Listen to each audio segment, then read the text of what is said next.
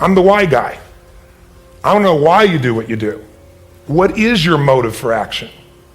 What is it that drives you in your life today, not 10 years ago, or are you running the same pattern?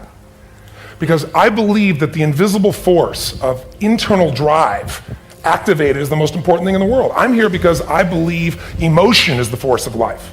All of us here have great minds. You know, most of us here have great minds, right? I don't know if I'm in the category, but we all know how to think. And with our minds, we can rationalize anything, we can make anything happen. We can, I agree with what was described a few days ago about this idea that people work in their self-interest, but we all know that you don't work in your self-interest all the time.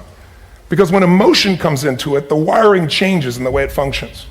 And so it's wonderful for us to think intellectually about how the life of the world is, and especially those who are very smart. We can play this game in our head, but I really want to know what's driving you. And what I'd like to maybe invite you to do by the end of this talk is explore where you are today for two reasons. One, so that you can contribute more.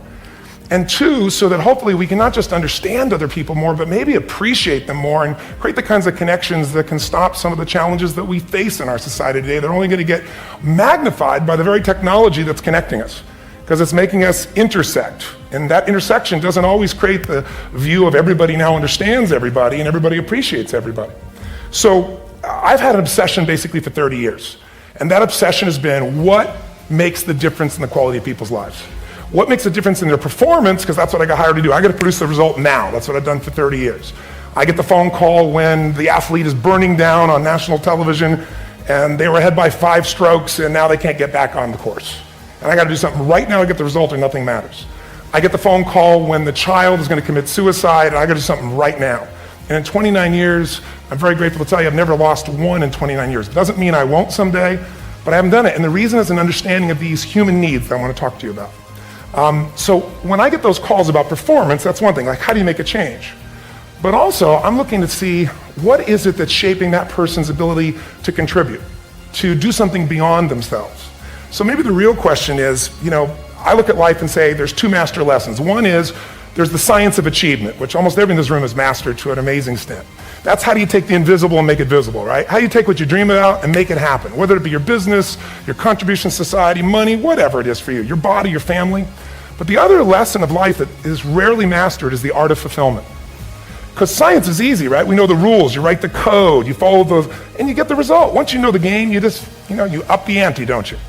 But when it comes to fulfillment, that's an art. And the reason is it's about appreciation and it's about contribution. You can only feel so much by yourself. So I've had an interesting laboratory to try to answer the question of the real question, which is what's the difference in somebody's life if you look at somebody like those people that you've given everything to, like all the resources they say they need. You gave them not a $100 computer, you gave them the best computer. You gave them love, you gave them joy, you were there to comfort them. And those people very often, and you know some of them I'm sure, end up the rest of their life with all this love, education, money, and background, spending their life going in and out of rehab. And then you meet people that have been through ultimate pain, psychologically, sexually, spiritually, emotionally abused, and not always, but often they become some of the people that contribute the most to society. So the question we got to ask ourselves really is, what is it? What is it that shapes us? And we live in a therapy culture. Most of us don't do that, but the culture is a therapy culture. And what I mean by that is the mindset that we are our past. I want to talk to you today about unclutter your mind. We're tempted to live guilty because of past mistakes and bitter over what didn't work out. And we wonder why we don't enjoy life, why we're not passionate about dreams, why we can't sleep at night. It's because our mind is cluttered. You weren't created to live worried, guilty, bitter, upset. If you're going to reach your destiny, you have to clear out the clutter. You can't stop negative things from coming, but you can keep them from staying. You don't have to hold on to it. When we make mistakes, guilt will come. Condemnation, telling us how we don't measure up. You can hold on to it, go around down on yourself, or you can let it go. When you go through a disappointment, something doesn't work out, you can hold on to it, live discouraged, or you can let it go. When the medical report is not good, when the contract doesn't go through, when you're in a legal situation, you can hold on to it, live worried, thinking, what am I going to do? Or you can let it go. You can clear out the clutter. You can get rid of the negative things that are stealing your peace, taking your joy, draining your energy. The scripture tells us to guard our minds.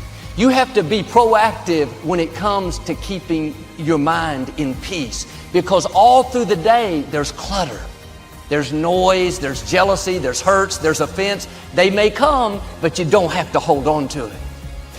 Reinterpreting our past, understanding and knowing that we can move from where we are, that we can begin to design the kind of life that empowers us, that gives us happiness, that enable us to be on top of who we are, knowing that as we begin to explore new horizons and new vistas in life, that as we begin to focus on developing ourselves, as we begin to elevate ourselves and not to follow the crowd, activating the thinker in us and disciplining and putting on hold the emotional part of ourselves.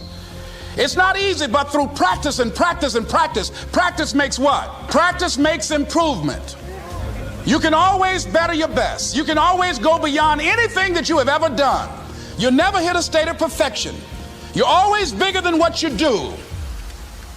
And so all you're looking for are new breakthroughs through practice and practice and practice. You'll get better and better and better. And there's still some things that will happen to you that will catch you on the blind side that you did not anticipate. You'll get knocked down, but you won't be knocked out. You'll be able to get to your feet again, be on the ropes, but you'll have a fast recovery rate when you work on yourself. Hard work matters. Why does hard work matter? Well, hard work matters strategic because if you make more phone calls, you do the old adage, right? Show up earlier than everybody else, leave later. But there's something more deep about that. Yes, making more phone calls, seeing more people, being more active, being busier, putting in more hours into something always gives you a strategic chance to be more successful in others because you've increased your odds. You've talked to more people, you're more likely to get more prospects, you're more likely to get more clients or recruits or candidates for your business. So yes, strategically that increases your chances. But something powerful happens when you do things other people aren't willing to do. You begin to believe you deserve to have things other people won't have. And that's what gets you a seat at the table of success. Now once you're there, it's a dogfight. It's a dogfight of skills and talents and luck and faith and circumstance and blessing and all that stuff. But just to get to the table, to get into the room, you have to believe you deserve to be there. And so again, I want to say this to you. The hard work part plays into shifting your identity. That over time, not even that long a period of time, when you're doing the things others are unwilling to do, you begin quietly to begin to believe that, oh, I deserve to be rewarded in ways these other people aren't going to be rewarded because I'm doing the things others won't do. And so the fastest way to change your identity, to change our belief, is just to flat get to work, to flat get there earlier, to flat leave later, to just make more calls, see more people, be more relentless, just pour ourselves into the work, because actually the hard work can in reverse impact our identity. And that's what begins to happen. When you start to do those things they won't do, you begin quietly to change your belief, that you begin to believe, oh, I deserve to sit at the table with these other people who do the things other people aren't willing to do. Teaching in schools and then corporate life and then HuffPo, like you've been working behind the scenes for 10 years. It can take, a few pieces of content or one piece of content that will be the thing that sets you off with momentum.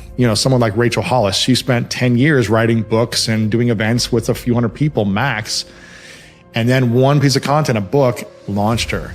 And you had these videos that they all launched. And it took you to another level. So in this book you have now coming out, it's going to be a game changer. I was just reading through it again before I got here. And I was just like, there's so much great information in this, but it's wisdom from the years of practice and years of experience. So that's what I think people need to know is like, if you're a creator, if you're someone who's got a gift inside, all it takes is one piece of content for you to really pop. So just keep creating. And that's what you've done beautifully. You keep showing up. Man.